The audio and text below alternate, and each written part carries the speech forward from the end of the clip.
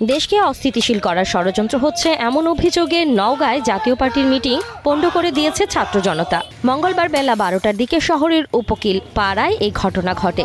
জাতীয় পার্টির ওই মিটিংকে গোপন বৈঠক আখ্যা দিয়ে ছাত্র জনতাদের কয়েকজন জানান, জাতীয় পার্টির আহ্বায়ক অ্যাডভোকেট তোফাজ্জল হোসেনের অফিসে মিটিংয়ের জন্য জড়ো হয় জাতীয় পার্টির কিছু নেতাকর্মী।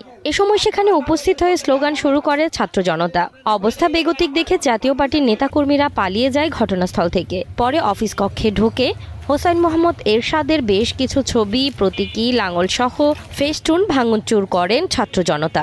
খবর পেয়েছি যে আমরা যখন বিজয় দিবসের প্রোগ্রামে ছিলাম স্টেডিয়ামে, আপনারা আমাদের সঙ্গে ছিলেন।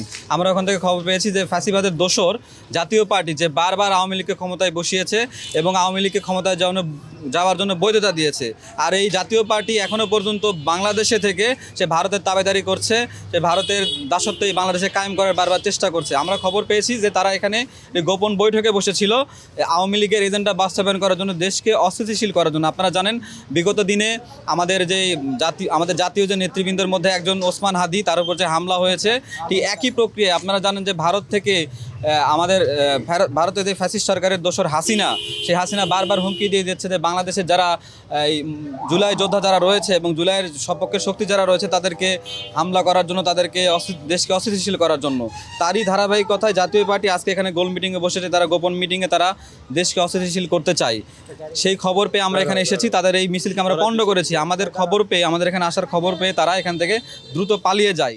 সবাই জানি যে জাতীয় পার্টি কিভাবে আওয়ামী লীগের সাথে একসাথে সংসদে বসে অবৈধ সংসদকে বৈধতা দিয়েছে এবং আওয়ামী লীগের বি টিম হিসেবে এখনো পর্যন্ত কাজ করে যাচ্ছে। এবং সম্প্রতি আমরা লক্ষ্য করেছি যে শেখ হাসিনা যখন ফাঁসির রায় হয়েছে, তখন এই জাতীয় পার্টির মহাসচিব থেকে শুরু করে প্রত্যেকটা নেতাকর্মী তারা 1400 লাশের বিনিময়ে যতটা দুঃখ প্রকাশ করেনি, তার চাইতে বেশি আহত হয়েছে খুনি ফ্যাসিস্ট শেখ হাসিনার ফাঁসির রায়ের জন্য। এরকম একটা দল আমাদের বাংলাদেশে কোনোভাবে রাজনীতি করার মতন ইখতিয়ার রাখে না। সেখান থেকে নওগাঁর আমরা সবসময় রাজপথে ছিলাম এবং নওগাঁতে জাতীয় পার্টি কার্যক্রম চলবে, এই জিনিসটা আমরা কখনো হতে দিব না। নওগাঁর মাটি জুলাই গণ অভ্যুত্থানে আমাদের ভাইদের রক্তে রঞ্জিত হয়েছে।